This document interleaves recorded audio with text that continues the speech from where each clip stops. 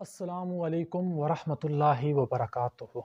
عزیز دوستو، بزرگوں، بھائیوں، الحمدللہ میں نے اپنے پچھلے 2 لیکچر کے اندر یہ بات ثابت کی ہے کہ کس طرح مرزا انجینئر نے اہل السنت والجماعت کے منہج کو چھوڑ کر اہل تشیع کا منہج اپنایا، کس طرح اس نے صحابہ پہ تنقید کی اور شیعوں والا موقف ہی اپنایا، کیونکہ اہل السنت والجماعت صحابہ تنقید نہیں کرتے، مشاجرات صحابہ کو ڈسکس نہیں کرتے، حرام سمجھتے ہیں، اپنی زبانوں کو بند رکھنا واجب سمجھتے ہیں۔ یہی اہل السنت والجماعت کا موقف ہے کہ صحابہ آپس میں سارے کے سارے بھائی ہیں، ہم ان کے خلاف یہ فیصلہ نہیں کر سکتے کون حق پر ہے کون حق پر نہیں ہے۔ غیر صحابی کو کس نے اختیار دیا ہے کہ وہ صحابی کے متعلق یہ فیصلہ کرتا پھرے کہ کون حق پر ہے کون حق پر نہیں ہے؟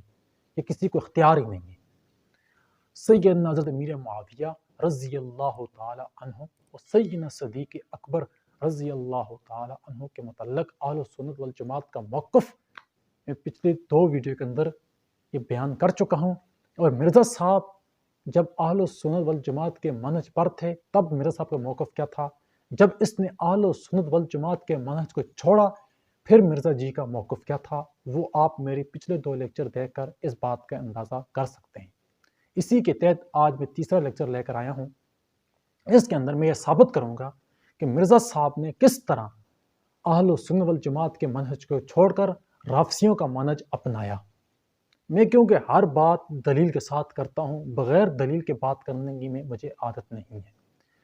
سورہ بقرہ آیت نمبر 111 اللہ کا قرآن کہتا ہے ہاتو برہانکم ان کنتم صادقین، اگر تم اپنے دعوے میں سچے ہو تو دلیل پیش کرو۔ قرآن کہتا ہے ہاتو، لے آؤ، برہانکم، دلیل، ان کنتم صادقین، اگر تم اپنے دعوے میں اگر تم سچے ہو تو دلیل پیش کرو۔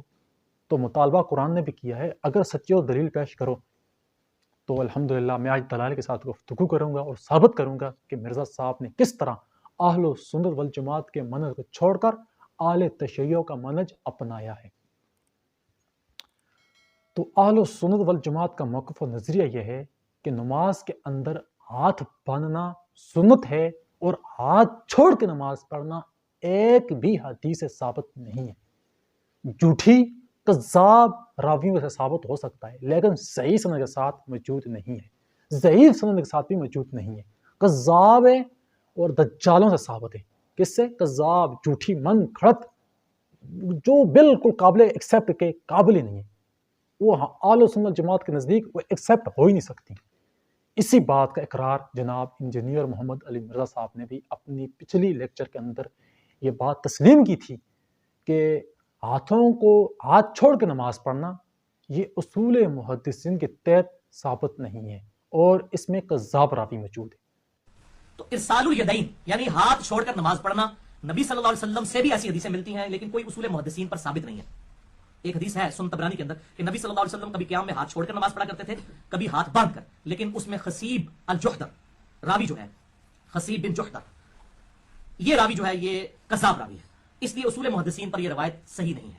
جب یہ اہل سنت والجماعت میں تھا، جب اس نے اہل سنت والجماعت کے منہج کو چھوڑا، تھوڑا سا آگے بڑھا، تھوڑا سا شیعوں کی طرف بڑھا، پھر اس نے کہا کہ ہاتھ باندھنا سنت ہے اور ہاتھ کو چھوڑ کر پڑھنا یہ جائز ہے، یعنی رافضیوں کی طرف مائل ہو رہا ہے، رافضیوں کے قریب ہو رہا ہے، یہاں تک پہنچا ہے۔ پہلے کہا کذاب راوی ثابت نہیں ہے اصول محدثین کے تحت، پھر کیا کہا تھوڑا جب شیعوں کے قریب ہوا کہا جی جائز ہے، سنت نہیں ہے، کیا ہے جائز ہے۔ پکا رافضی بنا، پکا رافضی بننے کے بعد اس نے کہا دونوں طریقے سنت ہیں۔ کیا کہا؟ دونوں طریقے سنت ہیں، اور پھر اس نے کہا ہاتھ چھوڑ کے نماز پڑھنا، ہاتھ چھوڑ کے نماز پڑھنا ہاتھ باندھنے سے بہتر ہے۔ لہذا ہمارے نزدیک محتاط رویہ آخری درجے کا یہ ہے کہ دونوں طریقے سنت ہیں، اور اگر جان کے مان پاؤں تو عرض کروں کہ ہاتھ چھوڑنے والا طریقہ ہاتھ باندھنے سے زیادہ بہتر ہے۔ نہیں سمجھا؟ ہاتھ چھوڑ کے نماز پڑھنا ہاتھ باندھنے سے بہتر ہے۔ پچھلے لیکچر میں کہا تھا کہ ہم جائز سمجھتے ہیں، افضل نہیں سمجھتے۔ تو ہم اگر کوئی بندہ قیام میں ہاتھ چھوڑ کر نماز پڑھتا ہے تو اس کو جائز سمجھتے ہیں، افضل نہیں سمجھتے، افضل نہیں سمجھتے، افضل نہیں سمجھتے۔ پھر کہا کہ ہاتھ چھوڑ کے نماز پڑھنا ہاتھ باندھنے سے بہتر ہے، تو یعنی یہ پکا شیعہ ہو گیا۔ یار اس سے اور میں آپ کو کیا ثبوت دوں، کیا ٹھوس دلائل دوں؟ کیا یہ بخاری سے ثابت ہے؟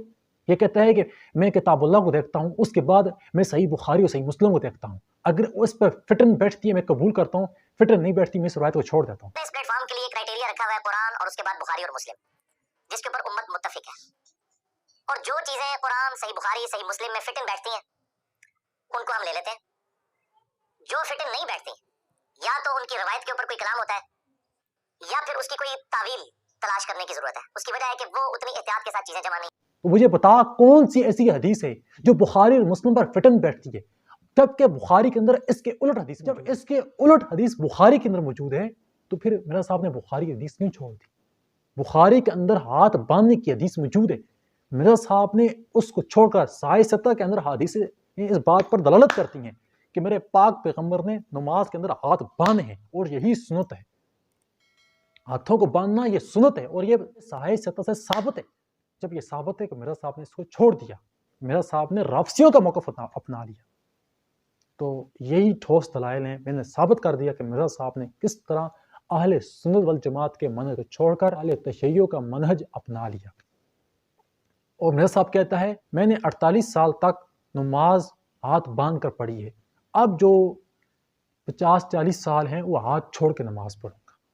تو فرض نماز کیا چھوڑ کے پڑھتا ہوں، ظاہر ہے جب 44 ایئرز ہو چکی عمر، اتنے سال ہاتھ باندھ کے نماز پڑھی ہے تو آپ کم از کم 30-40 سال ہاتھ چھوڑ کے نماز پڑھ لیجیے، تو آپ کم از کم 30-40 سال ہاتھ چھوڑ کے نماز پڑھ لیجیے، تو آپ کم از کم 30-40 سال ہاتھ چھوڑ کے نماز پڑھ۔ پانی تو پکا رافضی ہے، بہت شکریہ، بہت شکریہ کہ تو نے اپنے رافضی ہونے کا اعلان کر دیا۔ مرزا صاحب نے اپنے رافضی ہونے کا اعلان کر دیا، امت مسلمہ کو اس نے بتا دیا کہ میں اب رافضی ہوں۔ اب مسلمانوں دو راستے آپ کے پاس ہیں، یا اس رافضی کے پیچھے چلیں یا اس رافضی کو چھوڑ دیں۔ اگر آپ اس رافضی کے پیچھے چلیں گے تو یہ آپ کو جہنم میں لے کر جائے گا، جنت میں نہیں لے کر جائے گا۔ میں آپ تمام بھائیوں سے ہاتھ باندھ کے ریکویسٹ کروں گا، گزارش کروں گا کہ اس دجال کو، اس کذاب کو چھوڑ دو۔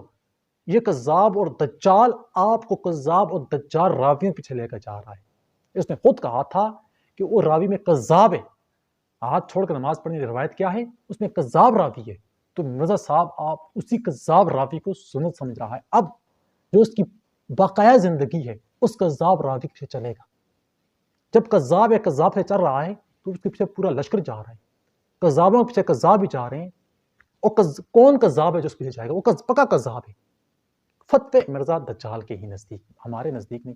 فتویٰ کس نے ٹھوکا ہے؟ مرزا انجینئر نے۔ ہم نے صرف پلٹا ہے، پلٹنے سے اگر کسی کو تکلیف ہوتی ہے تو پھر معذرت کے ساتھ، ہم نے صرف تختہ ہی پلٹا ہے اور باقی کچھ نہیں کیا۔ تو انشاءاللہ یہ پھکی جو مرزا پھکی کر رہا ہے نا، یہ پھکی مرزا کے لیے بہت ہے اور اس کے سٹوڈنٹس کے لیے بھی بہت ہے۔ انشاءاللہ یہ پھکی جب ان پر پڑے گی ان کی چیخیں آسمانوں پہ جائیں گی۔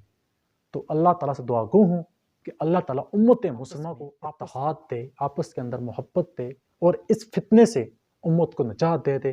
یہ فتنہ بہت چکا ہے، اللہ اس کو اٹھا لے تو بھی ٹھیک ہے۔ تو اللہ رب العزت سے دعا گو ہوں کہ اللہ تعالیٰ مجھے اور آپ کو حق بات کہنے کی اور حق بات آگے پہنچانے کی توفیق عطا فرمائے، صراط مستقیم پہ ہمیں چلائے۔